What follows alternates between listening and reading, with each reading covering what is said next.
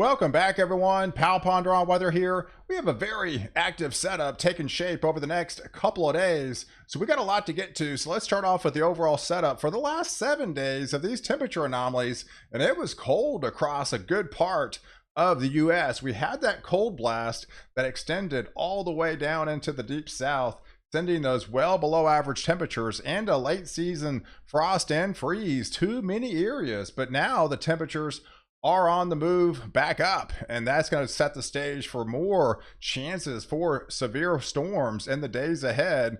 Let's take a look at the overall precipitation for the last 30 days. I don't need to tell you, the places that's gotten the most rainfall is California. They've been crushed with series after series of storms.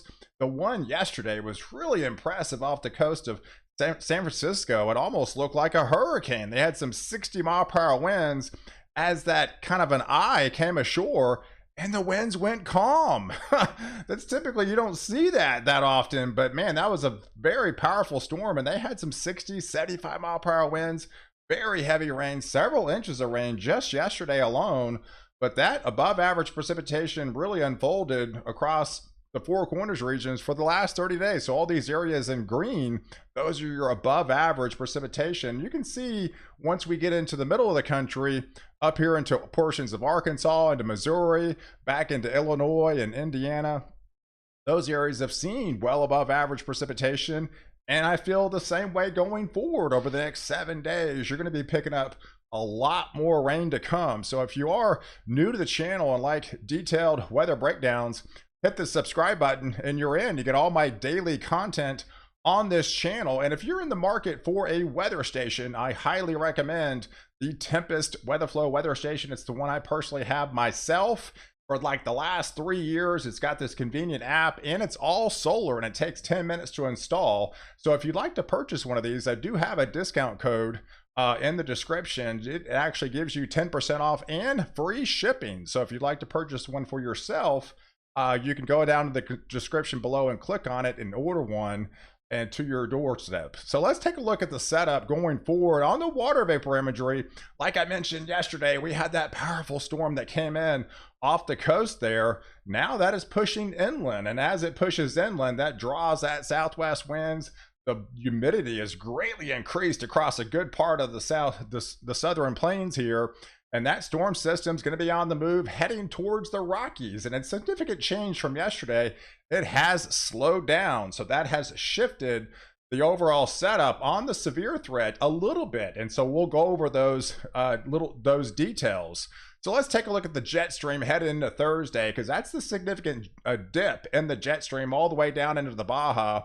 And there's going to be a pocket of cold air aloft. See that clearing up here into the Pacific Northwest? That's a lot of colder air still into the pattern, and we've got a cold front. There's another cold front, the warm front surging to the north. That's what's lifting all those, taking advantage of the Gulf of Mexico down here, and those well above average sea surface anomalies, and changing the dynamics, increasing the moisture in all layers of the atmosphere, just waiting for the wings of this particular setup, this lift mechanism, this active jet streak that's going to be screaming across. And we could be looking at multiple days of severe storms, really starting today a little bit, but definitely headed into Thursday, Friday, and really kind of even extended into portions of the day on your Saturday time frame. So here's your 850 millibar. This is about 5,000 feet up. This shows you some of that colder air aloft. That's going to be significant because it's with these powerful updrafts that we're going to be dealing with.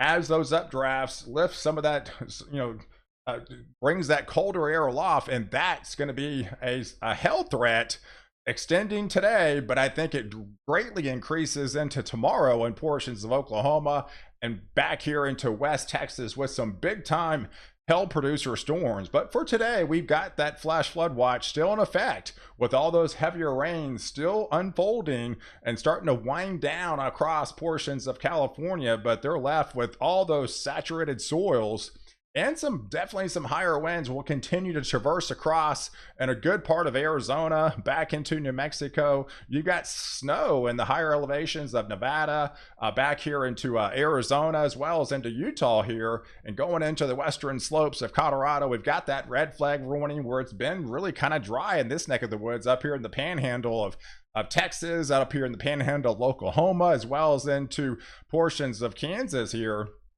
But this system will be screaming across. So for the first setup, we've got a little bit of kink in the jet stream, and that's going to be bringing some bigger hail producers. They're already looking at possibly issuing a severe thunderstorm watch for this particular area. This would be mainly for hail. This would be a hail threat.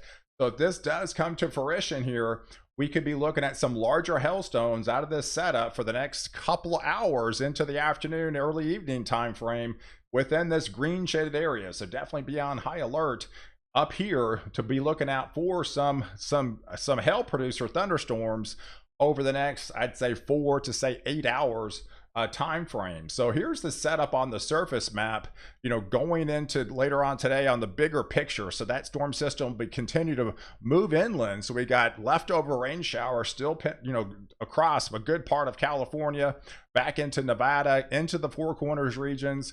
And once it gets cold enough and taps into some of that colder air, that's when it's going to be changing over to all snow in a good part of Wyoming, and especially into western portions of Colorado. But there, as you get into portions of the back into Illinois and Indiana, and especially in parts of Kansas City, that's that hail threat that we kind of talked about. But further south, as we go into tomorrow, we do have a little bit more significant threat, as that low level jet will really be screaming across a good part of Oklahoma and back into West Texas. So it almost looks like an ear of corn. And under that ear of corn, if you peel back the covers, that's going to be some significant hail underneath that. If it does break out and come to fruition, and there are signs, it probably starts in Oklahoma first into the afternoon hour, early evening. But then the dry line setups really explodes thunderstorms in the overnight time frame. It looks beyond midnight time frame now because of that slowness of the system out here towards the Rockies, what's going to be taking shape today. So by the time it heads into tomorrow, it's going to be really lit up, probably around 3 o'clock of portions of Oklahoma into Tulsa. This is what the radar could look like by 4. So those are your isolated supercell thunderstorms. That's why the SPC has that hatched risk, implying some of those 2-inch hail diameter thunderstorms with that colder air aloft. This could be a significant hail threat within this zones, really start to pop up with these isolated discrete supercells into the afternoon hours. I'm probably thinking around 3 o'clock, they really start bubbling up. 4, 5, really in this zone, probably around 3 to maybe 10 o'clock is the favored time frame to see those isolated supercell thunderstorms. I don't think there's anything in Texas yet until you get into the overnight hours. So this is the dry line out into West Texas. All indications appear to be right around midnight, maybe 1 o'clock in the morning. Storms start to explode around the dry line, right after the dry line. So they're going to be back building across in portions of Wichita Falls into Abilene, as well as into San Angelo area. Those areas be on high alert for, again, big time hail producer thunderstorms. I don't really see it as a tornado threat down here up, in West Texas, but more of a hail threat with that colder air aloft. But as this pushes eastbound towards the Dallas-Fort Worth area into the overnight, it's going to be weakening. There looks to be a little bit of a capping inversion over the Dallas-Fort Worth Metroplex. It appears to be probably a broken line of storms, but it won't even impact that area until maybe 4, 5, 6 o'clock in the morning. So it's going to be a wet commute in and around portions of Dallas-Fort Worth. But I don't really expect too much severe stuff come out of this nature, because it is going to be weakenings and heading into the morning hours. But very heavy rain going to be training across these areas that have already picked up a lot of rain in the last 30 days. So I'm definitely concerned about where this stalled frontal boundary really starts to elongate itself. A very heavy rain really starting to set up Thursday as well as into Friday. So we do have that heavier rain Thursday night going into Friday, and in fact an upgraded risk for excessive rainfall during the day on Friday across these portions in the red shaded area into Missouri, through southern portions of Illinois, into Indiana, heading up to Ohio here. So typically these areas in green usually see about 1 to 3 inches with a marginal risk. Back into the yellow shaded area, typically about 2 to 4 inches. And so when you start getting into the red shaded areas, yes, you could be looking at 4, possibly 6 inches of rainfall with this system, where these convective banding really starts to take shape, where that stalled frontal boundary really elongates itself. That's the concern. We're probably going to have some flash flood watches be issued by then, but definitely be on high alert with these saturated soils down here, being some flash flooding setup heading into the day on your Friday. But further south, Friday definitely looks to be the more significant day. So there's going to be a pocket there where you're going to have a weakening phase heading into the morning hours. But once you hit East Texas and heading into the afternoon, I think that's when things really start to explode again.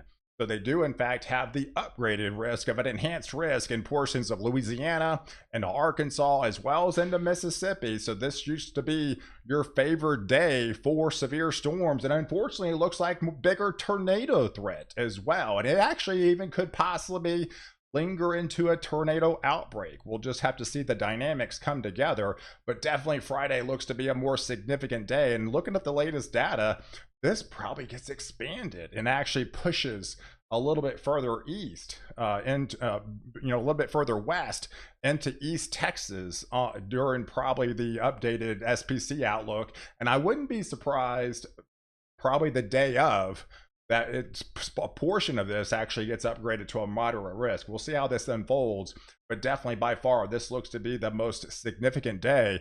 And this is what I mean about this pushing back into the further west, is these shorter range mesoscale 3K NAM tornado parameters highlights this significant threat for tornadoes as we head into your 5-6 o'clock time frame. This is in East Texas, and I think this is the target area where storms are really going to start spinning and start laying down some of those possible tornadoes, and then pushing towards the Arklatex and heading into portions of Louisiana, going into more of Arkansas and into western Tennessee. So I do feel this gets expanded and pushed back and gets upgraded before this event unfolds. But yes, definitely into Friday too with that stalled frontal boundary. It's a 2-day event with a flash flooding setup across this region. So definitely be on high alert for flooding within these areas, and further south, that severe threat. And I think the severe threat shifts into portions of the Carolinas. So I still feel there's going to be at least areas that could see pocket of marginal risk. There's probably going to be some isolated slight risk for severe storms, more of a again a damaging wind type threat with this particular setup. But you can't roll out an isolated tornado or two within this sector. It's probably less of a hail threat down up here into the portions of the Carolinas. But once you move further north, we are looking at another cold front that's going to be pushing in from Canada. It's going to be probably a quick mover, but we do have some late season March cold air on the way. And by the time it heads into portions of Wisconsin again, meets up with this storm track, it's going to be falling in the form of snow, with heavier snows pushing back into the UP of Michigan here, as well as into portions of Wisconsin as we get deeper into the day on your Saturday. And going into Sunday, it looks fairly nice. It's going to snow a lot in Maine, but that's going to move out. And then Sunday's kind of a reset day, and then heads into early next week with the combination of that cold front coming in from Canada, pushing in that colder air. But then we have another storm system trailing, into the southeast, with more areas picking up very heavy rain into Monday and your Tuesday timeframe, again ahead of that cold front. So compounding that, isolated flood threats in these areas. And yes, we'll have another storm system hit California. This time appears to be far northern California, at least with the bullseye, is where it's going to be coming ashore, bringing some heavier rain back into that region by the time we head into your Monday. But looking at the ensembles, it's going to be a quick blast of colder air. Now, I mean colder, it's still going to be below average. Now, it is at the end of March, so this isn't Arctic by any nature whatsoever, but still, there's going to be a quick shot, widespread shot of 10 to possibly 15 degrees below average temperatures coming by the time we head into Monday, say Tuesday of next week, and then before we rebound again and kind of reset. These are quick moving systems. They're going to come off the Pacific.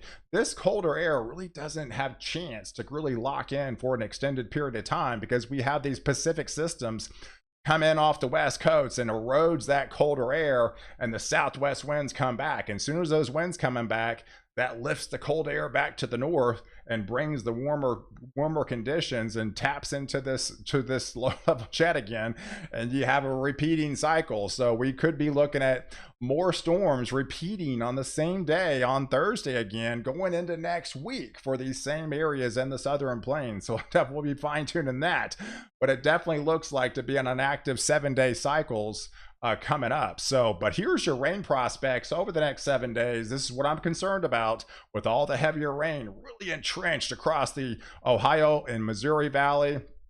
Very heavy rain, all these areas in red, easily 4 to 6 inches, probably isolated amounts even higher than that. And then across the west coast with these series of atmospheric river events, you get a little bit of reprieve further south into Southern California, but the main system comes in again on Monday with another heavy rain event for Northern California with this particular system moving forward. So I appreciate you guys following, and take a look at the overall setup for snow too. This is the blend. So again, there's not much colder air, but it's still locked further to the north. So I think these areas will have a quick shot of cooler air, but then retreat. But the snow boundary will be elongated across our northern states, but then heavier snows across the Intermountain West, and then we'll have a swath of snow again. Of course, portions of Iowa, getting into northern Illinois, into Wisconsin, back into Minnesota again, and back into northern Michigan as well. And then again, once you head up to the northeast, a lot of the areas that have seen snow will be adding to those totals going forward over the next 7 days. So I appreciate you guys watching. Do like this video, definitely hit the subscribe button, and catch me next update while I protect you before and after the storm.